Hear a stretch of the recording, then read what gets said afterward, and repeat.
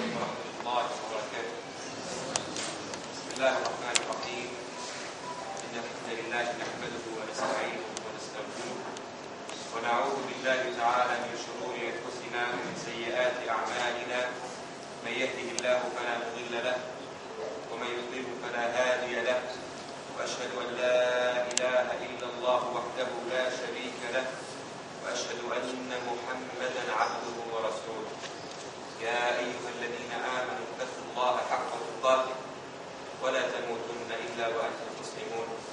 إن خير الكلام كلام الله عز وجل، وخير الهدي هدي محمد صلى الله عليه وسلم، وشر الأمور محدثاتها، وكل محدثة بدعة، وكل بدعة ضلالة، وكل ضلالة في النار. أجارني الله وإياكم بها. All praise is due to Allah subhanahu wa ta'ala, and may His peace and blessings be upon His Messenger Muhammad sallallahu alayhi wa sallam. Know that the best of words are the words of Allah azza wa jal, and the best of guidance is the guidance of Muhammad sallallahu alayhi wa sallam, and the worst of matters are the innovated ones, and every innovation in religion is misguidance, and every misguidance will only lead to the hellfire. I ask Allah azza wa jal to protect all of us from the hellfire. I ask Allah azza wa jal to bless you all and to unite you all in a gathering better than this, under the shade of Allah, on the day when there is no shade but His shade.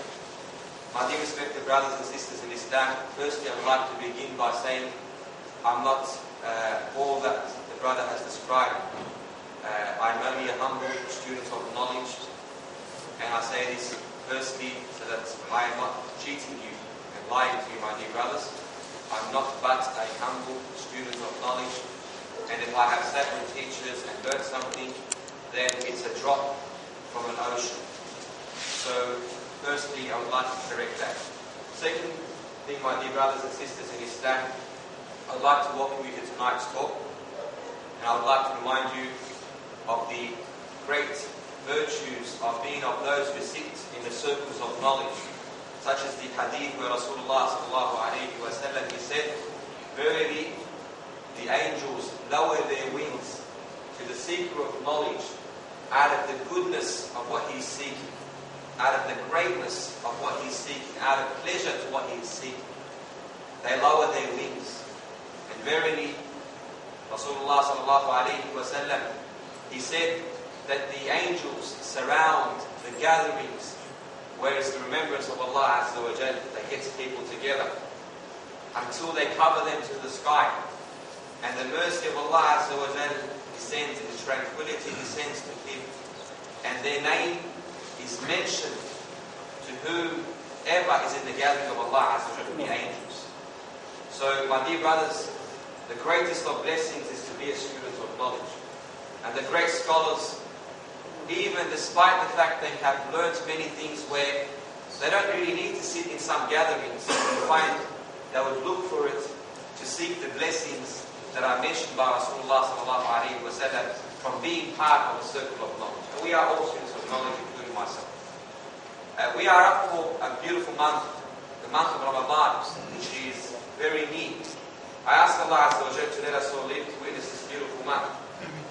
This month, my dear brothers, is a month in which Rasulullah sallallahu alayhi wa sallam will give glad tidings to his companions about its arrival. And he will give them the bishara. He will give them the glad news, the great news of its arrival. When he said in the authentic hadith, جاءكم شهر رمضان شهر مبارك, a blessed month has come to you, the month of Ramadan. And then he said, Rasulullah sallallahu alayhi wa sallam, in this month, the gates of paradise are opened, and the gates of hellfire are closed. In it, there is a night better than 1,000 months. And this night is Laylatul Qadr. Also in the authentic hadith, Rasulullah sallallahu alayhi wa sallam, he tells us that in this month, the chiefs of the shayateen are chained in it. And there is a caller who calls out, Ya baghi al-khayri aqbil, wa ya baghi al-sharri aqsid. O seeker of goodness, O wanter of goodness, come along. And O seeker of evil, turn brothers and sisters in Islam, this month was the month in which the Sahaba and the Salaf Ridwanullahi alayhim ajma'in, they will ask Allah Azza wa Jal previously for a while, as it has been narrated authentically, that they will ask for 6 months prior that Allah Azza wa Jal lets them live towards the Ramadan. 6 months ahead, and that Allah Azza wa Jal gives them with the blessing of witnessing Ramadan. And then they'll ask Allah Azza wa Jal for another period after it, in order for Allah Azza wa Jal to accept their Ramadan. So the whole year was revolved around asking to reach it and asking to accept it. And from their dua is that, Oh Allahumma sallimni ila Ramadan. Oh Allah Azza wa Jal, deliver me and make me safe to Ramadan. And deliver Ramadan to me, meaning make me of those who are able to worship you correctly in it. وَتَسَلَّمْهُ مِنِّي مُتَقَبَّلًا, and accept it from me, and take it from me as an accepted deed. My dear brothers, this month of Ramadan is the month in which many of the great blessings happened in it. From these great blessings is that Allah Azza wa Jal, He chose it to be the month in which the Quran was sent down. The Quran had 3 revelations, 3 descendings, as Ibn Abbas has narrated in the authentic hadith that's collected by Al-Hakim. And that is that the Quran had 3 revelations. One from Allah Azza wa Jal to the protected tablet, the Lawh al-Mahfuz. And then the other one was to the lowest heaven, Bayt al-ISSA. And then the third one was from Allah to Rasulullah sallallahu alayhi wa sallam in stages. Now, the one from the Lawh al-Mahfuz down to Bayt al-ISSA happened in the month of Ramadan. And also Rasulullah sallallahu alayhi wa sallam received his first revelation in Ramadan. And we know, my dear brothers, how this month was chosen out of all months. Why? Due to its greatness, due to its significance. Also, my dear brothers, this month of Ramadan is the month in which Rasulullah sallallahu alayhi wa sallam, he said, "Man sama Ramadan imanan wa ihtisaban, ghufira lahu ma taqaddama min dhanbi."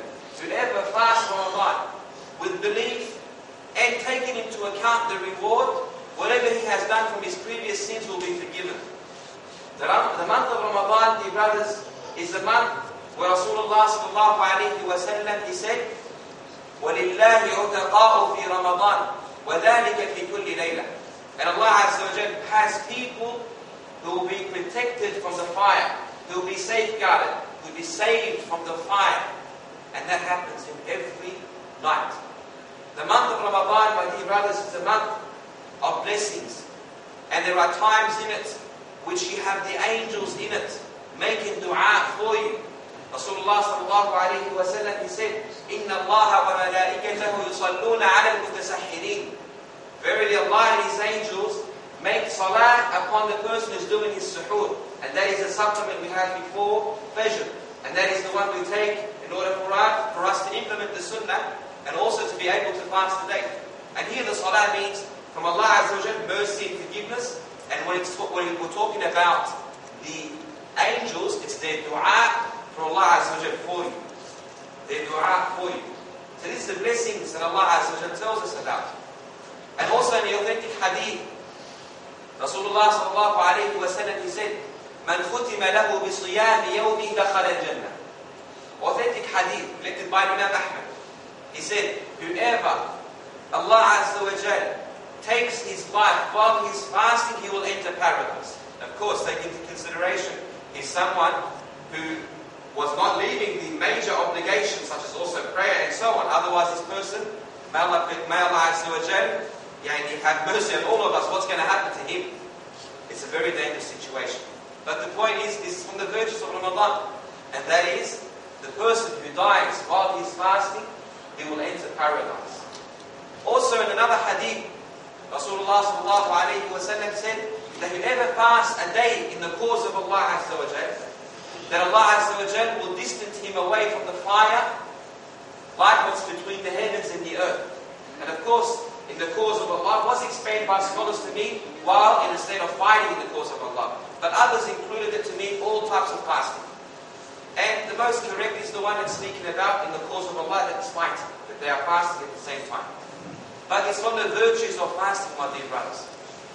Fasting had a great position in the life of the pious predecessors, that they will ask Allah Azza wa Jal not to take their life except while they are fasting. It is reported that Ibrahim ibn Hadith, he was fasting when the angel of death approached him to take his life. And he told his son, "Oh my son, bring me a glass of water." So his son rushed to get him water. And then the father took the cup and he raised it to his mouth. And he said, "Has the sun set?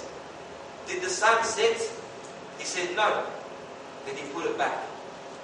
And the son was begging his father, "Oh father, drink, drink." And he got into a state of remembering Allah Azza wa Jalla and reading Quran until he got to a beautiful verse where he recited, لِمِثْلِ هَذَا فَلْيَعْمَلِ الْعَامِلُونَ. For the likeness of this, let the workers work. And he died after. Wallah, my brothers, for the likeness of this, let everyone ask Allah Azza wa Jalla. The likeness of this death, while you are in a state of obedience to Allah Azza wa Jalla, and while you are in a state of worship. Also, it is reported that from the pious woman, she was also approached by the angel of death while she was fasting. And her children went to bring her water.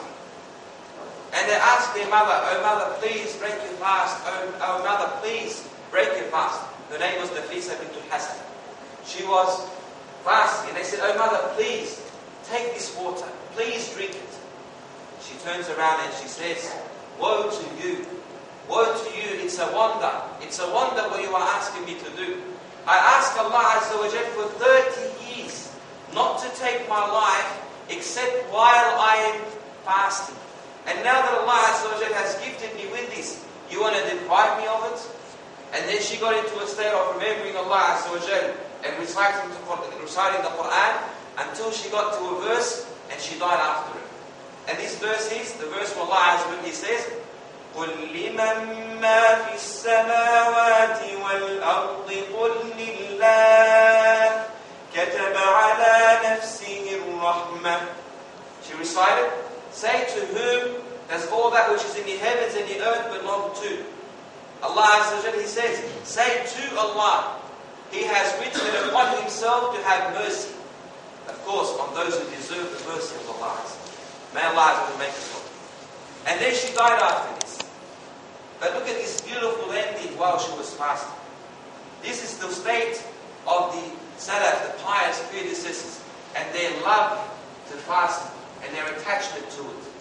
Ibn Omar, when he was approached by the angel of death, he was asked a question, he said, "I don't regret from my life except 3 things. SubhanAllah, 3 things that he regretted from his life. If we were to be asked today, what do you regret from your life? Probably we might say, "I wish I bought that house at the time when it was very cheap, because today it's worth $1 million. Or probably, "I wish I got that job because I know if I would have got it, I would have been rich." And all these different types of hallucinations that people get up to. He was asked this question and he said, "I regret 3 things." Or he would say, "I regret 3 things. One of them is not fasting on the hot days. Siyamul hawajir. Siyamul hawajir. The fasting of the hot days." And the second one was, or the first one, this was the second. The first was not praying longer, and the third one not fighting the transgressors. And he meant by that Hajjaj.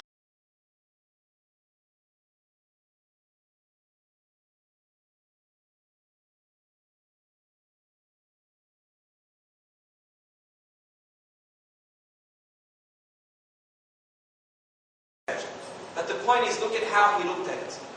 This was the state of the pious predecessors that were described by the character of fasting. It is reported that Rasulullah sallallahu alayhi wa sallam once divorced his wife Hafsa. And Allah Azza wa Jal sends down to him, and this is reported by Bukhari, He sends down to him the angel Jibreel, Jibreel was saying to him that Allah orders you to return her. Allah orders you to return her because she is a sawwamah qawwamah. Why? Because she is someone who fasts a lot, prays a lot at night. And Allah Azza wa Jal sends Jibreel to tell Muhammad sallallahu alayhi wa sallam about this. And Rasulullah sallallahu alayhi wa sallam kept her and he did not release her. This was their description on how they were. My dear brothers, fasting had a very great position in their lives. Ramadan had a great position in their lives because they realized what it's all about. They realized so many great virtues about Ramadan, which I have only mentioned a little bit of the many that have been reported about it, either directly through the hadiths or that which is derived from the understanding of text generally. It's not directly mentioned, but it's derived. You can understand it. My dear brothers and sisters in Islam, all this is an introduction to the topic. We can't get into the topic of brotherhood and mercy unless we talk about the month of Ramadan from its virtues, what it's all about, this beautiful month. Why is it that Allah Azza wa Jal ordered us to fast? Why is it that Allah Azza wa Jal said, "As-sawmu li wa ana ajzi bihi"? Fasting is for me, and I am the one who will reward for it. Meaning it's upon me to reward for it. He did not specify the reward of it. He did not specify exactly how much ajr are you getting. He said, "As-sawmu li wa ana ajzi bihi." Fasting is for me, and it's upon me, and I will reward for it. Why is it that Allah Azza wa Jal commanded us to do this great, great obligation? Is it simply for us to be starving and to be thirsty and to be weak? Or is it really to train the body so that we can become, of those who break the routine? What is it? The answer is found in the Quran where Allah Azza wa Jal, He says to us, "Ya ayyuha alladhina amanu kutiba alaykumus siyam kama kutiba ala alladhina min qablikum la'allakum tattaqun." Oh, you to believe, fasting has been prescribed for you as it has been prescribed to the people before you. Meaning it's a must, just like it was on the people before you, it's a must upon you. Why? لَعَلَّكُمْ تَتَّقُونَ, so that you can gain taqwa, piety. Taqwa, my dear brothers, is to be conscious of Allah Azza wa Jal, to be mindful of Allah Azza wa Jal. It's to be of those who protect themselves from the anger of Allah Azza wa Jal, from the punishment of Allah Azza wa Jal. It's to be of those who constantly remember Allah Azza wa Jal by doing what He commanded and leaving what He has prohibited, and by preparing for the day of resurrection. Now the question that will rise, why is it that Siyam will make you achieve taqwa? Why is it that Siyam, fasting, will make you achieve taqwa if you've done it right, in the correct way? The answer is, in this obligation, or firstly, because it's the command of Allah Azza wa Jal. And everything that Allah Azza wa Jal commands you to do, by you fulfilling it, you are coming closer to Allah Azza wa Jal. And your iman is increasing.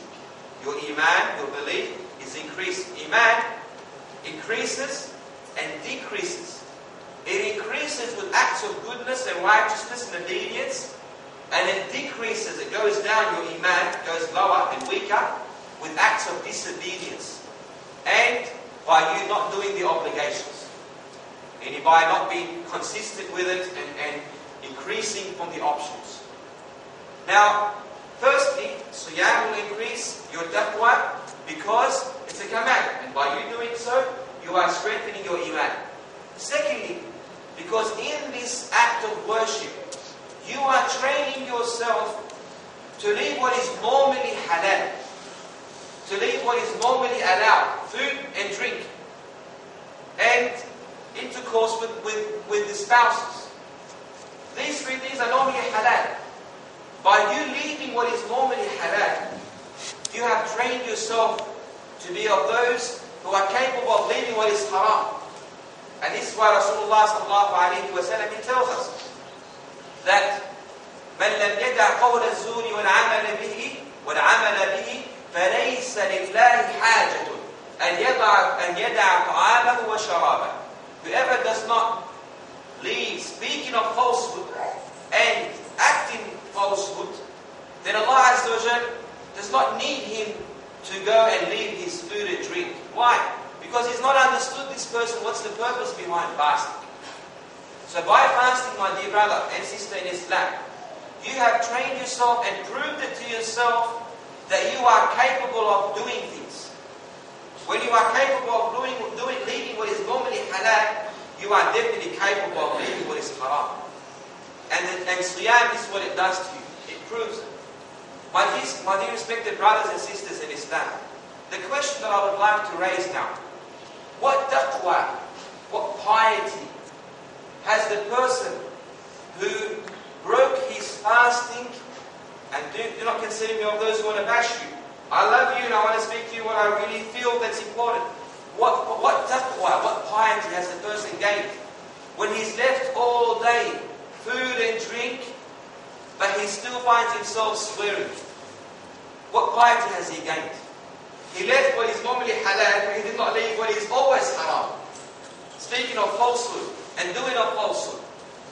What piety, what taqwa has the person gained when he is fasting from the food and drink, yet subhanAllah his eyes are not fasting from the haram? What taqwa has the person gained when he refrained from eating and drinking the halal, but he found it very easy to consume the haram wealth? What taqwa did he gain? What taqwa did this person gain who broke his fast after a long day on a cigarette? What taqwa? He's proved it to himself all day that he is capable of leaving food and drink and cigarettes. How did this taqwa affect him when he is still weak to a stick? And I say this with a feeling of mercy towards my brothers and with a feeling of love to them. This is why I'm saying this. What feeling, what taqwa, what piety has the person gained when he refrains all day from food and drink, but he does not pray? He does not pray altogether, or probably he doesn't pray on time. We need to reflect and understand, my dear brothers, the purposes behind fasting, and that is to gain them. From the great fruits of Ramadan, from the great blessings of Ramadan, and Wallahi al-Azim, it has this effect that could be almost described as magic. And I mean by this the halal allowed, change. I don't mean by this spell and all this haram, but could be almost described as magic. Overnight is the fruits of fasting. Overnight, you find a mosque packed out with people to do the tarawih. Almost a magical effect, except that it's not a magical effect, it is the heart changing overnight, wanting to make a move towards Allah Azza wa Jalla. From the fruits of fasting is that people unite, people get together, people stand together, people worship Allah Azza wa Jalla together. This is from the great things that Ramadan carries from gifts and blessings. Yes, Ramadan comes with gifts and blessings, and it comes with gifts, and one of them is this beautiful, beautiful concept of unity for the Muslims. Where the Muslims overnight, and you watch what I'm saying, and you've probably seen it before me. You watch the night just before Ramadan, in the night of Ramadan, you come to a mosque or a prayer hall, and it's as if it's Friday. It's as if it's Friday. People are all lined up and ready to pray, not only the obligations, but to pray after the obligations, whatever Allah Azza wa Jalla has decreed for the Imam to pray. This is a sign, my dear brother, and my dear sisters in Islam, this is a sign that if we are truthful and we really want to come closer to Allah, that we can achieve quick results. It's a sign. Think about it to yourself, my brothers and sisters in Islam. Think about it. How could such a change happen if it's not to be taken as a sign? This is a sign that we can be of those who can establish brotherhood inside Ramadan and outside Ramadan. From the great lessons, from the great fruits that Ramadan carries, is that it tends to prove to you, my dear brother and sister in Islam, it proves to you that you can do it. It proves to you that you can do it. When I say that you get together on the first night, it proves that you can get together on every single night and throughout the year to be of those who stand in straight lines. And this is something that we need to reflect on and ponder on. Ramadan, my dear respected brothers and sisters in Islam, is the month in which it comes as a stop station for all of us. A stop station. You've been on those long journeys by car and you find that resting place where, and a lot of the times you find a big board or big billboard that's got stop, revive and survive. Ramadan is your stop, revive and survive. It's that stopping station for the individual to come closer to his Lord, and for the community collectively, for the Muslims collectively altogether. It's a stop, revive and survive station that we all need to take our share from it. Because if in Ramadan you do not benefit, and in Ramadan you do not change, then when will we change? If in Ramadan we're not going to be of those who have taqwa, then when is it going to happen? I'm not saying it to you to despair, but the question is really, if we're not going to be of those who have a good change in Ramadan, then when is it that this is going to happen to us? When would this happen? And this is why one of the ulama, he said, if you're not forgiven in Ramadan, then when will you be forgiven? When will you be forgiven if you're not forgiven in Ramadan? Rasulullah sallallahu alayhi wa sallam, he got up onto the minbar once. And every step he took, he was saying, Ameen, Ameen, Ameen. Companions asked him later on. And Rasulullah sallallahu alayhi wa sallam, he said, from the things that happened is that Jibreel made a dua. And he was saying Ameen to it. And one of the du'as that Jibreel was making is that may he be humiliated. The one who Ramadan enters and leaves and his sins have not been forgiven. Let it be humiliated. رَغِمَ أَنْفُ. And his nose, let it be rubbed. Let it be humiliated. And Rasulullah sallallahu alaihi wasallam said, Ameen. And this is an indication, brothers, that if we're not going to take advantage of it then when will we take advantage of it? Individually and collectively. Ramadan, my dear brothers and sisters in Islam, is the month of brotherhood. It is the month of brotherhood. From the signs that it's the month of brotherhood is that Rasulullah sallallahu alayhi wa sallam, he gave us the command collectively. He gave us the command collectively as Muslims. He said, Sumu liru'yati wa aftiru liru'yati. Fast the month of Ramadan when you see the crescent, when you see it. And break it, meaning have the Eid when you see it. And he said it collectively, Sumu, indicating to the community, to the Muslims, to the brothers, collectively.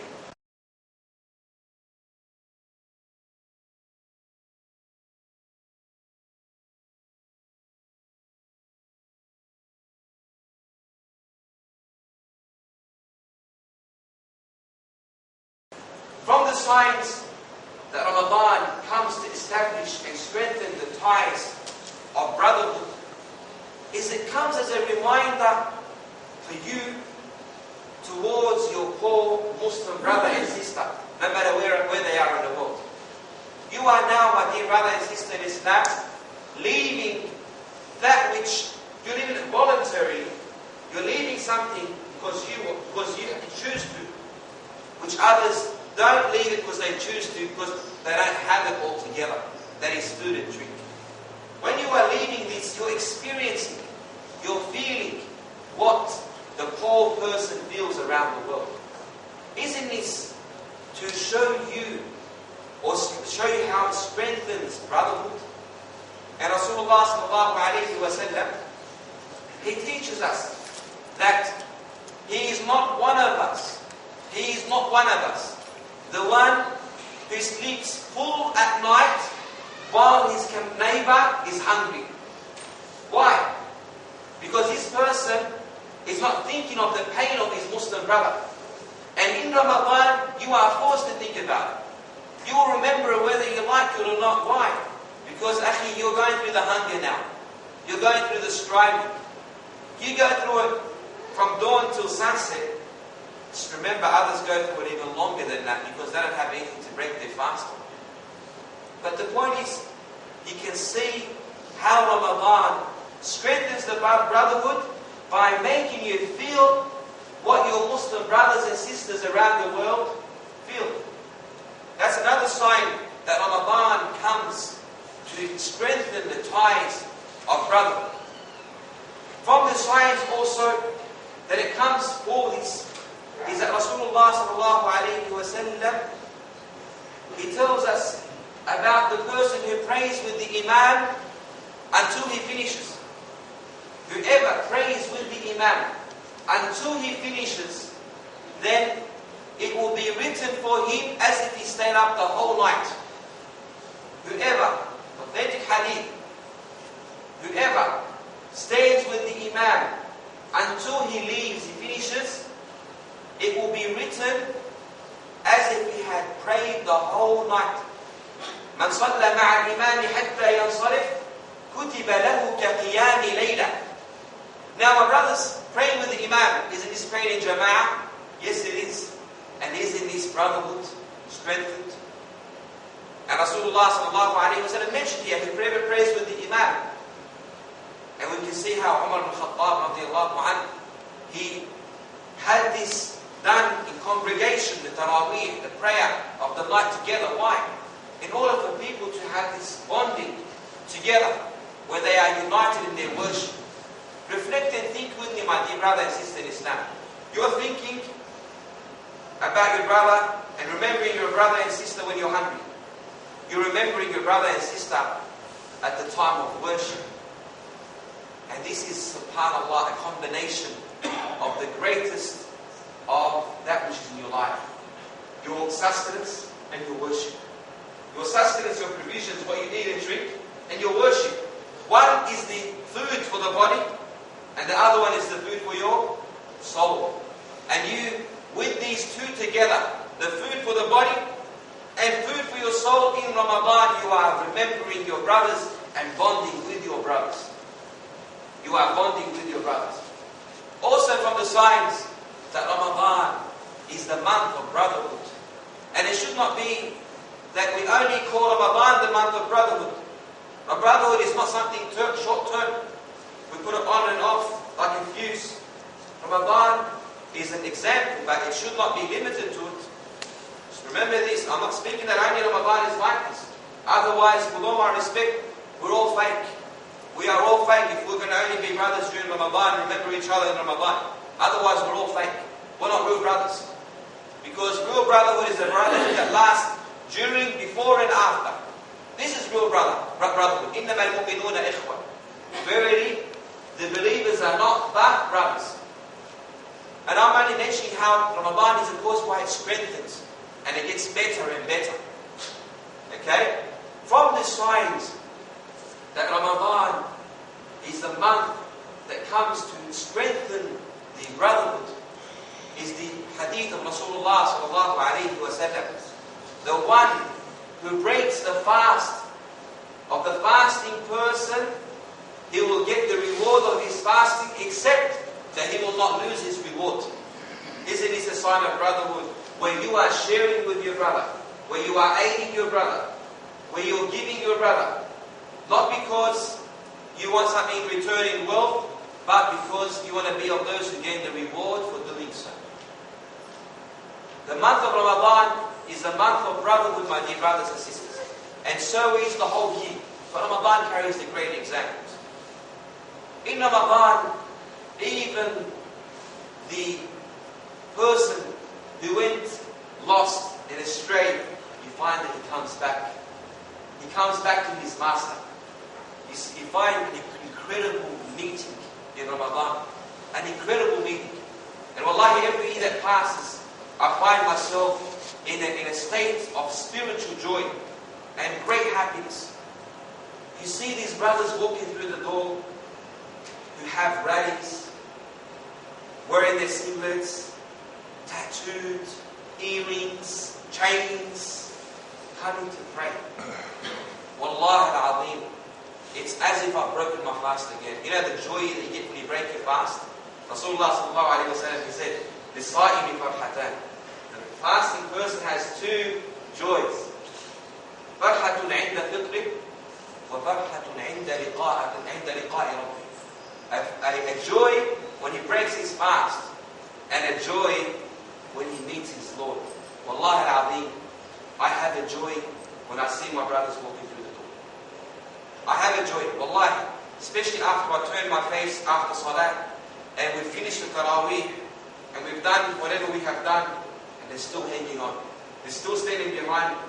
Wallahi al-azim, it causes me to have goosebumps. I love it. This is even an invitation to the brother who went lost and astray throughout the whole year. The Ramadan comes with that invitation to these people. A month of brotherhood. You find that this person doesn't feel any boundaries. He just feels happy to come and join and sit between the bearded brothers, the non-bearded brothers, and sits between everyone as if he belongs to the whole crew. This is another sign that Ramadan is the month of brotherhood. Even to the weak brothers, even to the brothers who wrong themselves, and we will wrong ourselves. Even to the brothers that wrong themselves, you find it's a month of brotherhood. It's the month of invitation to that brother. And all this is only a few examples of many examples that can come about from the month of Ramadan. Think about it, my dear brothers. What happens during the month of Ramadan, from the bonding between families, between friends and invitations. Think about the day of Eid, when everyone is rejoicing and celebrating. Why? Because we've won the soccer match, or because probably we got our team through and we're up the finals. No. Because we all, alhamdulillah, by the will of Allah Azza wa Jal, passed a month and lived a month to see a beautiful, wonderful day in which Allah Azza wa Jal loves it to see you in a state of joy and happiness, as Rasulullah sallallahu alayhi wa sallam, where he said that the day of Eid is a day of eating and rejoicing and gratitude to Allah Azza wa Jal. Isn't this a sign of brotherhood? You see it. You turn around after the salah and you feel like you're part of a big family. You just don't know where to start and where to finish. You just don't know where to start and where to finish, especially if you're one of those who loves to bond with his brothers. All these are signs, my dear brothers, that Ramadan is an invitation. It's an encouragement to all of us to bond and get closer to each other. Ramadan is the month of mercy. Yes, it's the month of mercy. Why? Because in this month of Ramadan, we can see how we firstly know that there are people who are protected from the fire. And this is the mercy of Allah Azza wa Jalla on this individual. In the month of Ramadan, we can see the mercy of Allah Azza wa Jalla by what I have mentioned from the brotherhood and from the unity that happens between the Muslims. Ramadan is the month of mercy because it is the month of the Quran, in which the Quran is recited either frequently and more often than the norm. It's more often than the norm. Even the Salaf al-Salih would finish it more. And Rasulullah sallallahu alayhi wa sallam, he had an occasion when he would finish in Ramadan the Quran twice. And and he would recite it to Jibreel. It's a month where there is an increase in the reading of the Quran, and this is all the mercy of Allah Azza wa Jalla. All this is coming as a mercy to that individual. Now Ramadan is the month of mercy because of the amount of sins that are wiped off and washed off your body, cleaned, or that causes the cleaning to your heart.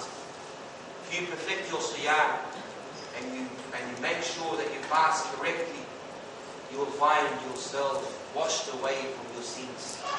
Wallahi al-Azim, brothers, washed away in a state as those who have tasted it say and speak about it. And of course we can't testify that his sins are forgiven. These people who had a joy in that worship, they say it. And this is coming from the pious ulama, righteous. One of them would say that the feeling that you get, the joy that you get from the worship, it is like being dipped into cold water on a hot day. Cold water and taken out. And you just feel the cold breeze just blowing against your body. He said, this is the joy that I find. Another one he would say, during his worship and his enjoyment to his worship, he would come out and say some beautiful words where he would say, what could anyone do to me? What could any enemy do to me? My God and my paradise is with me in my chest. It's with me wherever I go. If they kill me, it's martyrdom. If they kick me out, it is tourism. And if they imprison me, they have isolated me to worship Allah. So what could they do? One of them, he would say, Wallahi, if the kings know what I am feeling now, they will, and he'll say to his friend, that if the kings know what I am experiencing right now, they will fight me over it with their swords. If the kings of the palaces knew what I'm experiencing at this time and moment, this is the joy, this is the rahmah of Allah Azza wa Jalla. We hope and we assume this is the truth about these people. But there is a joy in worship, which is a result of the mercy that Allah Azza wa Jalla favors His person with and showers His person with. One of the Salaf Salih would say, there is a paradise in this world. Whosoever does not enter it, will not enter the paradise of the hereafter. Paradise in this world, yes. A real paradise. What is that paradise? It is the paradise of those who remember Allah, who obey Allah, who worship Allah Azza wa Jalla. There is a sweetness in it, brothers. There's a sweetness in it. There's a joy in it. Even Rasulullah sallallahu alayhi wa sallam, most importantly, he testifies to this. He testifies to the sweetness of Iman. He says to us, when he was at the time of distress and hardship and pain, he would say to Bilal, Arihna bis-salati ya Bilal. Relieve us with the prayer, which shows you that there's a mercy that descends, and there's a joy that overwhelms the individual when he's worshipping Allah Azza wa Jalla. Even Rasulullah sallallahu alayhi wa sallam said, وَجُعِلَتْ قُرَّةُ عَيْنِي فِي الصَّلَاةِ. And the pleasure of my eyes was made in the salah. The pleasure of his eyes was in the salah. And you'll find Rasulullah sallallahu alayhi wa sallam, he would say, ثَلَاثَةٌ مَنْ كُنَّ فِيهِ وَجَدَ حَلَاوَةَ الْإِيمَانِ. Three things. Whoever has it, he will find the sweetness of Iman. And he mentioned that Allah Azza wa Jalla, His Messenger, is more beloved to Him than anything else. And don't you fast, my dear brother. Don't you fast because, isn't it that you fast because you love Allah and you love His Messenger? This is a joy in Ramadan. This is a mercy from Allah Azza wa Jalla upon you in Ramadan.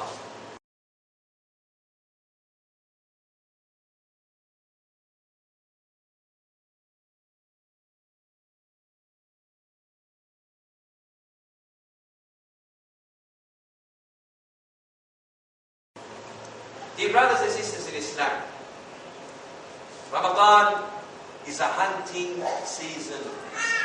It's a hunting season. If you don't know how to hunt and you're trying to figure it out during Ramadan, then you're going to miss out on a lot of bounties, a lot of rewards, a lot of goodness. And if you don't plan ahead what you want to hunt for and what you want to get, you're going to end up with mixed results, good and bad. Ramadan is the month of hunting for more acts of obedience that will bring you closer to Allah Azza wa Jalla. Rasulullah sallallahu alayhi wa sallam, he tells us in the authentic hadith that doing the optionals in Ramadan is equivalent to doing what? The obligation. Doing the optionals in Ramadan is equivalent to doing the obligation. And the obligations are multiplied and multiplied. And this is an authentic hadith. So, the person who is on the hunt, he will realize increase on the optionals. Why? Because the reward is increased. Increase it more. Okay? It's the time for hunting for the hearts. For Allah Azza wa Jalla to guide someone on your hands is better than this world and what it contains. Many people are going to walk through your doors. Many individuals are going to walk through your doors. You're going to see many people throughout Ramadan. You never see throughout the whole year. You're going to be the hunter that really gets them to be hooked and to love the mosque.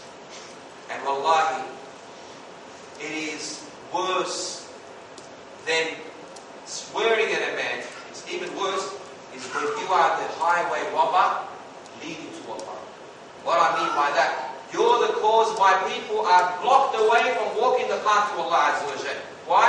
Because you never ever welcomed and you never ever showed that kindness or goodness where they feel like I am welcome to come, and he was the person who led you to Allah Azza wa Jalla. So my dear brothers and sisters in Islam, remember what I'm going to say. Ramadan is the month of hunting. Hunting for more acts of goodness, from worships, from optionals, and it's also the month of hunting for the hearts of people. When you see each other in Ramadan, make sure if it's your brother that you've never seen again, never seen before, and you know you're never going to see him again, make sure you throw your nets. Throw your nets and see what you'll come back with. Be like that man who didn't know what he was doing when he threw the bucket into the well. He came out with a prophet. Took him out of the well unknowingly, and was a court. And this man, he wouldn't have reports that he raised Islam. But look what he caught. He caught a young child who was a prophet, Yusuf alayhi salam. Be like him, but of course in the right way, where you're doing it to lead your way to Allah Azza wa Jalla. You never know, brother, that hook that you throw, what kind of a fish you're going to end up with. But at the end of the day, it's the intention that Allah Azza wa Jalla loves to see from you. It's the good intention. The Salaf Salih, the pious predecessors, my brothers, they were experts at hunting. Wallahi, you find some incredible moments from them. I can recall Abu Darda, or one of the other companions, who was asked by a Jewish man, just to show you with the non-Muslims, he was asked by a Jewish man, is your beard cleaner or the tail of my dog? Look at the hunter. You want to have a go at me? You want to have a go at me? I'll show you how I'm going to give you a go to you. I'll show you how I'll have a go at you. He said, if it's clean, if it's in paradise, then it's cleaner than the dog's tail. And if it's in hellfire, no, your dog's tail is cleaner. Look at the hunter. Straight away, turn around the moment and know how to direct it. It's not important that you win, brother. What is important is what you're calling for wins. Finds its way into the heart of the brother next to you. One of the ulama, he was Qadi Waqi'. Qadi Waqi'. This man, he will pray Fajr in Jama'ah. And he will have his circle of knowledge after. And after that, he will go to where the Bedouins, the desert people, gather, and he will go and sit in between them and start teaching them. He was a hunter. He knew where the hunting is going to happen. They're going to be found there, I'm going to go there, and I'm going to sit there. The next thing he buds in a nice way, and his next thing he's got Dawah happening. You could be like that at any time, brother. Even one of the pious predecessors, he would go, one of the ulama, he would go to where people would go to get their water. in the deserts. They would line up, long lines. True stories, brothers. And he once watched this whole line. He said, I've got to take advantage of this. Look at this mind of a hunter. He said, I've got to take advantage of this. This can't go past like this. So what does he do? He puts up a tent nearby. He puts a bit of water, puts a bit of dates, and he yells out to people, whoever wants to drink water and eat dates and be shaded, come to me. Who's not going to go to him? And they will go to him. And then he'll say, look, and now let's learn an ayah too. And on their way, subhanAllah, they'll end up memorizing an ayah. And as a result, Allahu A'lam, how many people memorized Quran? Brother, be like that. You're going to find this brother walking in. You're going to find your way to really hook him on. Be that real brother. Hook him. Take him on. Don't be pushy, but know how to really make him love the mosque. And if it's to show a beautiful smile, then let it be a smile. If it's to show some kindness, let it be kindness. If it's to invite him to iftar, then let it be an invitation to iftar. Let it be that you're not a foolish hunter, a blind hunter, but a wise, intelligent hunter who knows how to hunt and where to go. My deep respected brothers and sisters, Ramadan is the month of forgiveness. And this is important in order for true brotherhood to be. Allah Azza wa Jalla, He tells us in His glorious book that and they should pardon and forgive. And Allah Azza wa Jalla, He tells us after that, don't you want that Allah forgives you? The month of Ramadan should be the month in which you're going to clear your heart towards your family members. You're angry with them, your brother, your sister, your friends, whoever it is. Clear the hearts, brothers. Wallahi al-Azim, true manhood is not in being the man who's always going to prove himself to be right. The person who's going to always prove himself to be right and get his rights, he's not the real man. The real man is the one who realizes the better of the two goods and the worst of the two bads. The better of the two goods. Yes, I can get my rights. Yes, he's wronged me. But wallahi, there's a better thing from all that, and that is to cause a bit of that forgiving in order for Allah to forgive me, and that is great. Be that man who realizes what's the better of the two goods. Wallahi, brothers, it hurts to be of those who walk. It hurts me, it hurts you. None of us like to walk around with a hot coal into your heart. It's burning. Burning, burning. You want to walk around with a heart that's peaceful. A heart that's cool. A heart that's forgiving. Because wallahi, no one's going to be happier than you at that time and moment, brothers. Abu Bakr as-Siddiq had his daughter accused of zina. His daughter was accused of zina. Come on, brothers. Accused of zina. And Allah Azza wa Jalla reveals to him, وَلْيَعْفُوا وَلْيَصْفَحُوا, and let them pardon and let them forgive. Why? This man at a stage was speaking about his daughter. Allah tells him, pardon and forgive. And Abu Bakr as-Siddiq pardons and forgives. That's why he's a Siddiq. And not only that, he gives. Pardons, forgives, and he gives. This man, he was giving him before that problem happened, and he continued to give him after. Brothers, this is what I want to see. I want to see this between us all. I want to see some pardoning and forgiving. Be the better of the two. Be the better of the two. No family likes to see two at enmity. No brothers like to see two at enmity. Be the better of the two, brothers. You pardon, you forgive. Because at the end of the day, your reward is with Allah. No one can reward you. Abu Bakr as-Siddiq, he narrates, he said that Allah Azza wa Jalla will say on the day of resurrection, whoever has a right with Allah, let him go and get it. Whoever has a right with Allah, let him go and get it.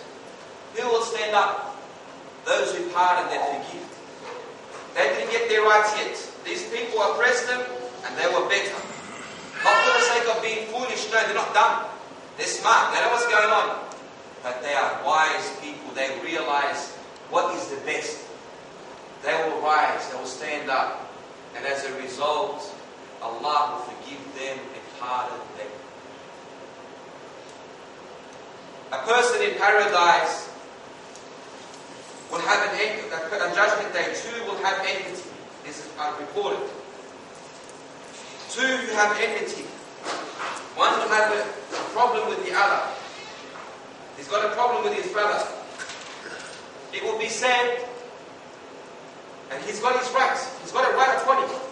Allah Azza wa Jal will say, wouldn't you, he would say to this person who has a right, he said, look above. He would look above, and he will see a palace in paradise.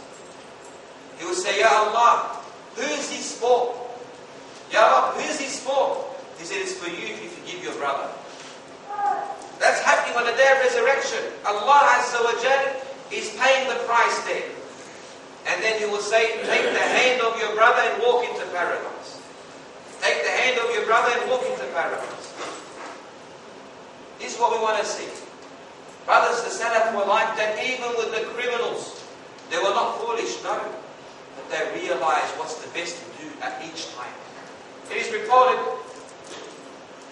Ibn Mas'ud once went down to the marketplace.